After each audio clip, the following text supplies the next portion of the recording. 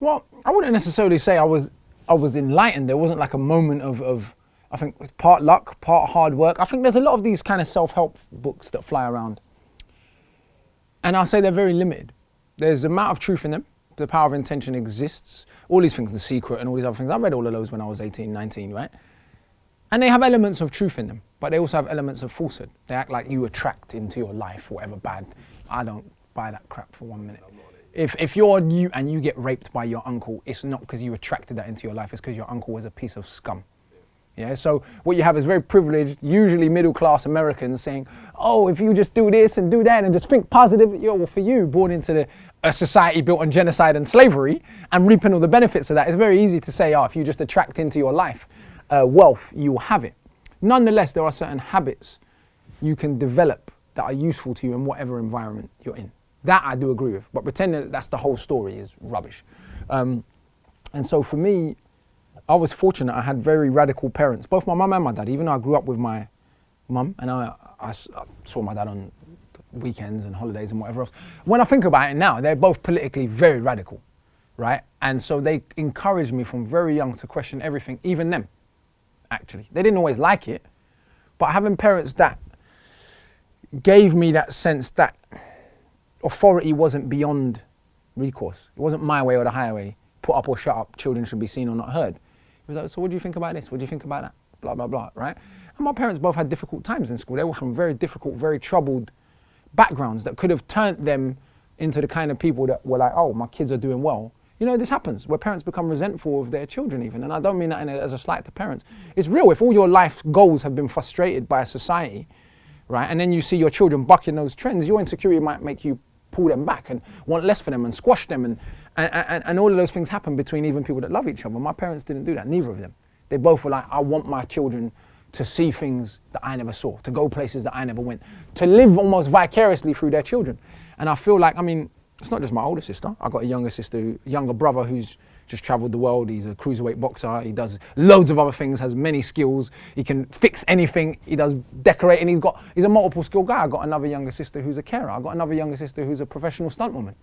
And she's done big films as well. Like, she's done stunts in very, very big production films. So it's like, we're not all same mum, same dad, but I feel like in our family there was a certain radicalism and a certain culture present that gave most of us the tools and the equipment to be prepared for the kind of society that we would face. To know we would have to work twice as hard, that's normal. Like 10 times as hard, that's normal. But on top of that, to understand what the game was and to maybe have the support to think a bit more entrepreneurially. Because my mum and dad they weren't even together when I was born, they'd split up by then. So I didn't grow up in a traditional married family. So I haven't had the same pressures of you must marry this person from this rank and you must marry up into a better family that are doctors. My mum was just like, yo, if you love someone, boom, do your thing. Yeah, I don't really business.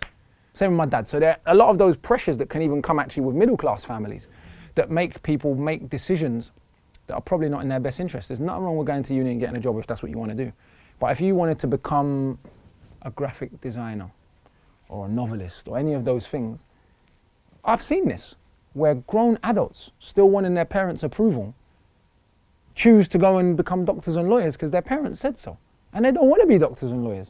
And actually for their mental and spiritual well-being, it was a poor decision, and even for their financial well-being. Talented people who probably could have been amazing at something different, but even in a middle class environment, those kind of bully, which is what I think it is to a degree, you know, your parents bullying you to become one career or other. But is that basically, that's all they know?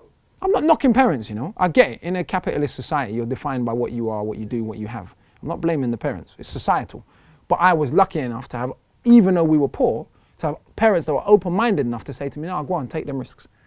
Same for my sister. It was difficult for my sister, I'm not going to lie. She done well in her A-levels. I never went to college in the end, right? Well, I did a bit of it because I was doing a football scholarship. I didn't finish. My sister done very well in her A-levels, despite living in a hostel, right, and having all other kinds of challenges.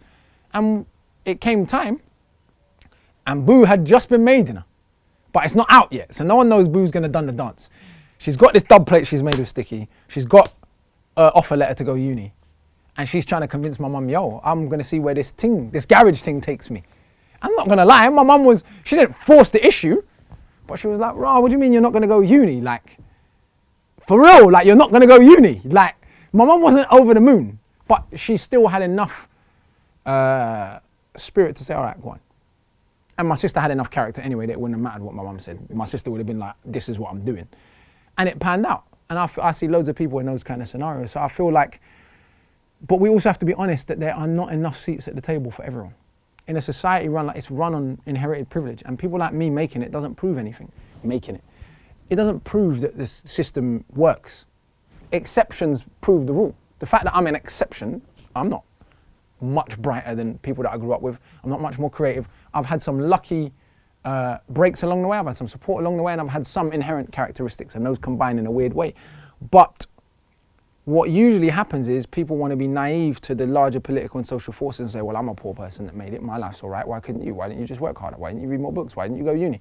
The fact is the vast majority of people that play by the rules do not make it, do not end up doing what they love for a living. That social contract is not being fulfilled because we live in a society in which it cannot be fulfilled. The kids of people who go to Eton are not going to compete on an even level, pound for pound, with me and you for jobs in the marketplace. They're going to run daddy's company. Because if they have to compete one-on-one with people who've made it from nothing, not had the privilege, not had the act, they're going to lose. It's obvious. I've trained harder than them. Of course they're going to lose. Other than, the Stephen Hawkins of this world, who are just,